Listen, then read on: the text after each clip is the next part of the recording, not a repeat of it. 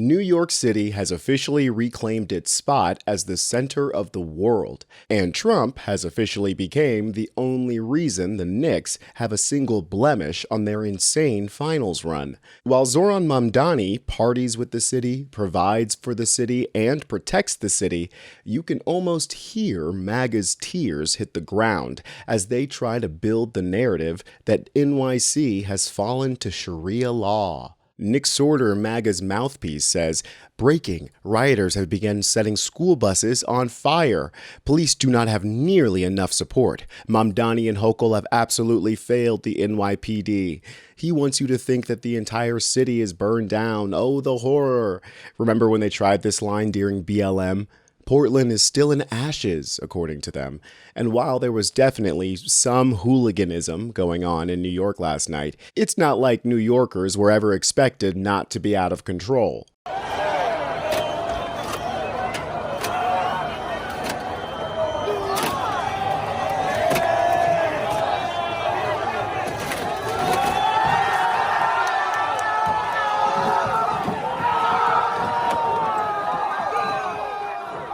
They want you to believe that the poor police were desperately trying to keep the vicious mob from tearing apart their own city, when in reality, it was only a very small group of people breaking the law that the police could easily handle. In fact, if you look even closer for a second, you'll see there is way more proof that drunken New Yorkers actually love helping clean up the city. There are tons of examples of the city looking out for each other last night. And the thing is, what they don't want you to see is that when the energy is this positive in the city, sure, some people will take advantage, but many, many, many more will step up and go out of their way to help. And the results are absolutely undeniable. You can see them the very next day. All right, this is 42nd Street, where all them buses were last night. Everyone's asking why there were mad buses here. Well, I was saying it yesterday. They brought in all these cheese buses to bring people back and forth to the World Cup game. And I guess when they came back last night, they got completely stopped from the crowd. So the bus drivers were probably like, fuck this shit, I had a long ass day, I'm getting out of here. They left the buses here. One of them burned to the ground, but they're all gone. Everything is completely cleaned up. There's not even a cup on the ground. And this is as of about 8 o'clock in the morning. Shout out DSNY. It was a long night for the city that never sleeps. The same goes for the mayor, who is somehow managing to host two incredibly massive events and run the city flawlessly. And I know that it grinds MAGA's gears to learn that he's good with law and order, too. Woo! What time did you go to bed? 1:30. They tried to keep me out. 3:45. Oh, my God. I mean, it's incredible. I mean, we've been waiting for this moment for 53 years. And 1999, last time we were in the finals, Rick Brunson was on that team. To have his son be Captain Clutch, bring us this championship, what a moment. We've been waiting for this for 53 years, and it just feels like the entire city is alive. The biggest city in the country feels like the smallest town in the world. And it's hard to put it into words of what this means, but truly, your t-shirt, this jersey, that hat, everybody's feeling the same way. What's your word to the knuckleheads last night? You know, look, the vast majority of New Yorkers celebrated responsibly. They've been waiting their entire lives for this. There were a few New Yorkers who did not do so. They behaved in a way that was unacceptable. And we've said time and again, as excited as we are, there's no tolerance for attacks. There's no tolerance for harassment or violence, whether it's towards police officers or anyone else. And I'm thankful to the men and women of the NYPD for keeping our city safe. Thanks, guys. We got to get going. Appreciate it. Thank you. He's handling the World Cup just as he did the NBA Finals. Not only is he going out of his way to make sure regular, everyday people have a seat in the stadium, but he's even letting people that he doesn't know take his seat, leading to one of the best media moments I think I've seen in a long time. What am I saying? Mayor. You the mayor? Oh, nice to meet you. My fault. We're both the mayor. Oh, y'all both the mayor? He's the mayor. Let me proper introduce myself. My name's Speed. Nice to meet you. Nice to meet you. Nice to meet you, Mayor. Lovely to meet you. Lovely. I've been listening to your World Cup song from 2022 every morning. Thank you. Appreciate that, man. Appreciate that. Great job. W Mayor, chat. We just met the mayor. I didn't even realize I was next to the mayor. If you don't know who this young man is, he's one of the biggest online streamers for Gen Z and Alpha. So W Mayor indeed, especially since America's new mayor is humble. He doesn't even bring up the fact that IShowSpeed here is literally sitting in the seat labeled for the mayor. And there's just something so heartwarming about unbridled human joy.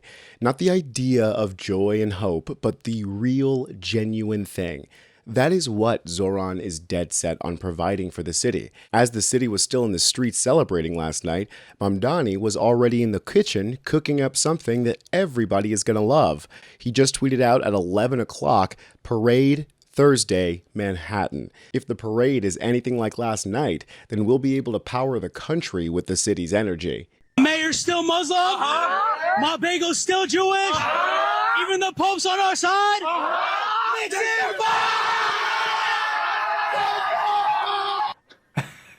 He was right. He was right.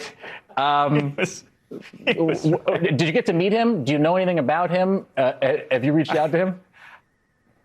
I haven't met him, but he is a New Yorker whose words have really stayed with all of us. You know, thanks to him, there are a lot of people who have just been running up to me over the last few weeks, just shouting at me, "My mayor's Muslim." I said, "It's true. I am."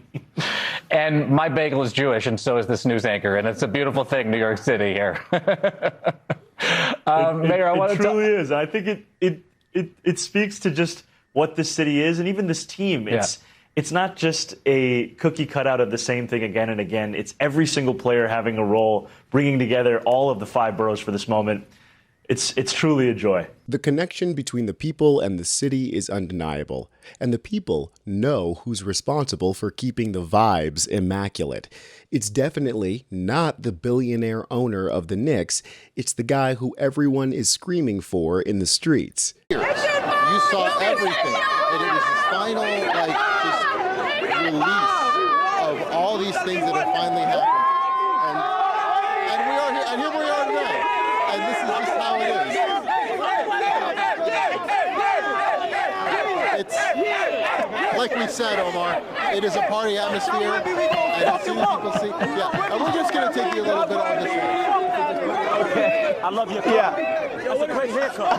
Haircut of a winner. Hey, you're a winner. You're a true New Yorker. See, all right, Mark Morales is getting a taste of the people right now. Up close and personal with people clearly smoking on that San Antonio Spurs pack right now. This is why Zohran scares the shit out of the establishment, because he provides for the people in a way that the political center, and especially the right, can ever provide due to their allegiance to the ruling class. Make no mistake, MAGA is only full of hate, no joy, no love. And they aren't afraid to prove it in public, like this guy who didn't wait for a second after the game was over. Let's go! You fucking rapist, fucking Muslim supporters! You fucking losers! You fucking Muslims! You Mamdani piece of shit! You know, it's the juxtaposition that convinces people. All we have to say is, who would you rather be? The rabid freak capitalist who hates everybody despite just winning a national championship? Or a joyful champion who subscribed to US Democratic Socialists? I'm Tony Hinderman, and I'll catch you next time.